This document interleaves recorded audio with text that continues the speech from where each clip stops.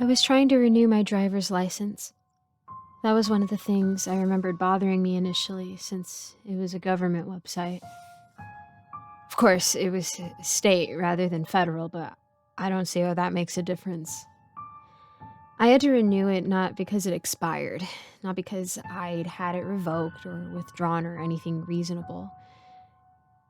It was because of the stupid real ID stuff the government was trying to pull on us all to keep me from flying on vacation without taking a brand new but equally terrible photo of myself against the DMV backdrop. Luckily for this ordeal, that was a section of the experience I could avoid. I got to keep the ancient image of my mug for almost 3 years now. But of course, it wouldn't be your typical long, boring online form without a ReCAPTCHA or two. Whenever they pop up, it's nothing but a chore. I used to loathe the ones where you'd have to type in all those numbers and letters that you'd need to strain so hard to see that it looked like another language. I'd miss it thrice before either passing the test or being told I was in fact an artificial life form, to my obvious dismay. Luckily, you don't see much of those anymore. It's all the picture ones now. You know, click all the pictures that have a boat, a bridge, a bike, a bus, or some other B word, and then hit next. Now, in a way, this sounds much easier and faster than the scrambled text. On paper, that is. Until it gives you another page or two of those 9 picture grids. Or better yet, the boat, or bridge, or bus, or bike simply isn't in any of the pictures at all. In these cases, you have to click skip, after which the computer will give you a totally different prompt and image set altogether. I hate those. This was not those. It wasn't even a B word. Honestly, it didn't even look like a word at all. At first, I thought maybe they'd mixed in the old word scramble style with the new image selection style to create some horrible new type of ReCAPTCHA designed to strike terror into the hearts of receptionists and assistants globally. And then I looked closer. There were no hidden or scratched out characters. Select all images with, and then these characters of the alphabet that just didn't exist. Click verify once there are none left. I wasn't sure what language it was, but it wasn't English, and I'm no multilinguist. What the heck was that? My initial thoughts were frustration, like, how am I supposed to find a language that doesn't even exist? I don't even know what it is. I tried not to get too worked up over my computer screen. Maybe it was just a weird glitch. I'm sure if I look down at the images, there's some B word repeated, and I'll just figure it out by process of elimination. When I did turn my attention to the images, no pattern emerged. I was practically straining my eyes, seeking some kind of vehicle or structure repeated throughout the pictures. There were a couple of buses, but there were a couple SUVs too. Plenty of roads. I was so absorbed in trying to find a link that I didn't even notice the one image that was different from the others at first. I'm not quite sure what caused me to notice it first. Maybe that it was the only photograph taken at night? The whole thing had a yellowish hue, different from the other 8 pictures. It was roosted in the top left spot. There was an alleyway, small, not very big, with a building on the right, and some bushes on the left.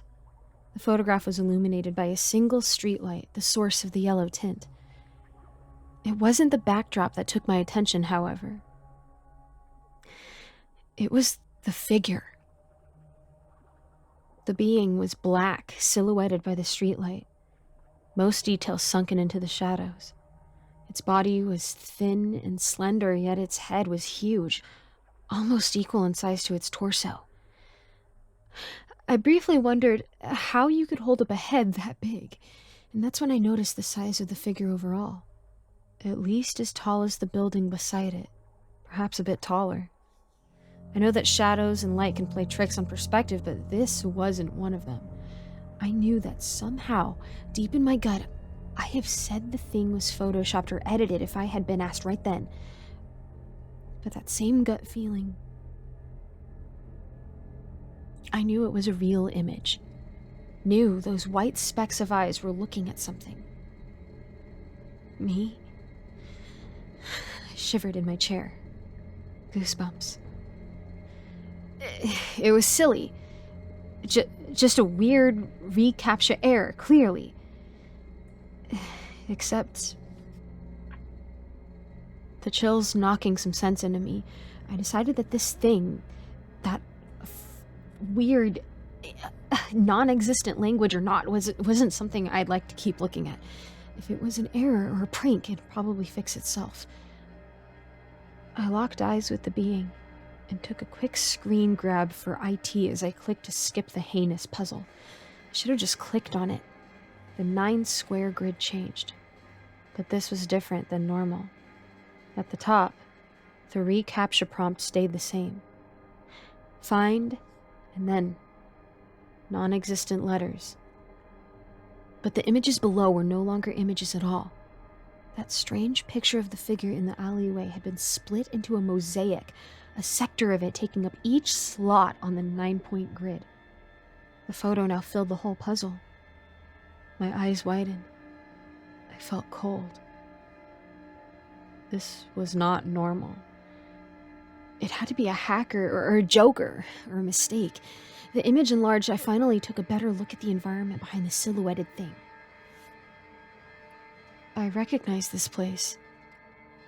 It was an alleyway in my neighborhood, barely a block away. Another set of goosebumps. I could see that streetlight out my window when I laid in bed at night. I know it pretty well. You can only see it clearly when all the lights are out in the room, because it doesn't actually light up, making it hard to see in the dark if there's light pollution.